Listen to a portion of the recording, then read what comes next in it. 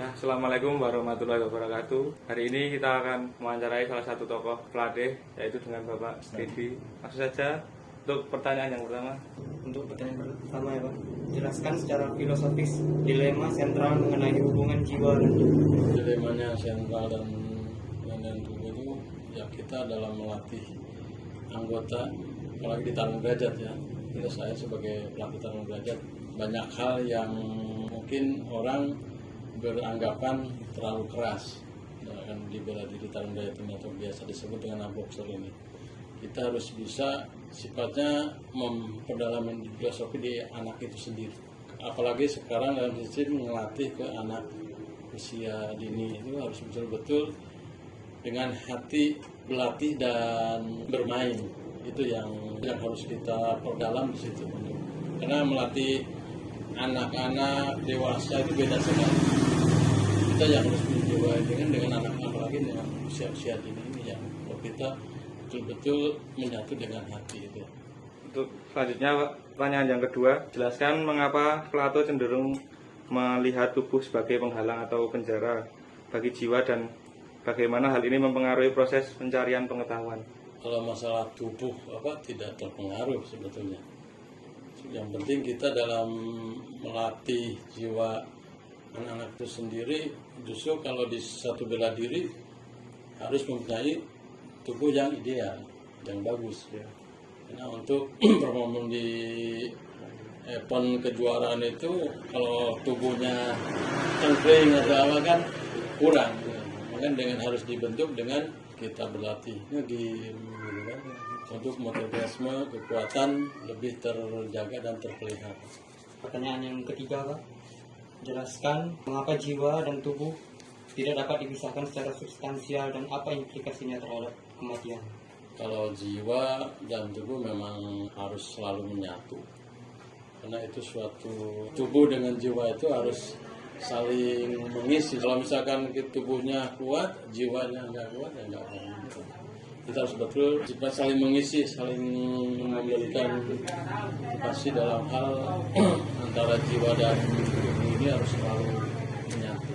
Pertanyaan yang keempat, Pak, jelaskan masalah utama yang ditimbulkan oleh masalah interaksi mind body problem dan bagaimana ia mencoba menyelesaikannya. Untuk itu juga kita harus tahu sifatnya kalau secara ini serat-serat tubuh itu jangan sampai kita juga benturan apa itu menjadi masalah.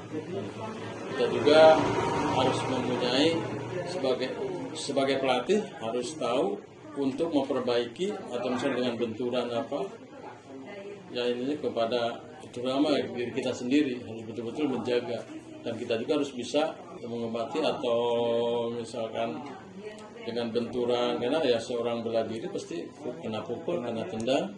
Nah, benturan itu kita harus betul-betul bisa mengobati dari dalam juga. Itu yang perlu diinginkan dengan berbagai macam berbagai macam dengan olah tubuh yang ini.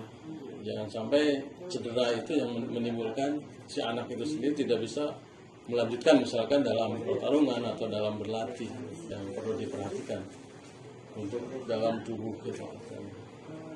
Oke, untuk pertanyaan selanjutnya yang kelima Pak, perbandingan filosofi klasik. Bandingkan dan kontraskan model hubungan jiwa tubuh antara Plato dan Aristoteles.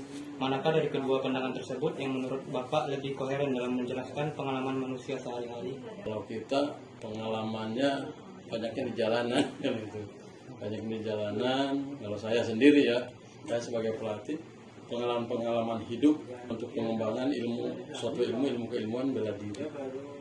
Di dalam tarung derajat dengan filosofi otot-otak dan nurani itu harus selalu seimbangnya dan mempunyai dalam tiga aspek: satu kesadaran, kesantunan, dan kecerdasan. Itu yang menjadi lingkup perilaku hidup tarung derajat.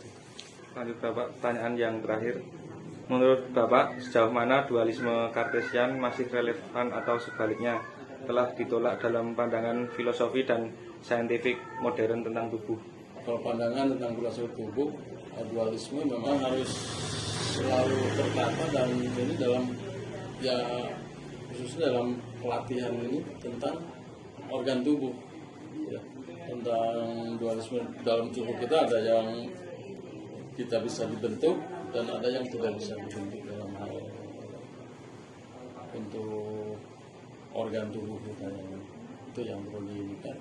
Terima kasih Bapak atas waktu yang diberikan saat ini untuk sesi wawancara.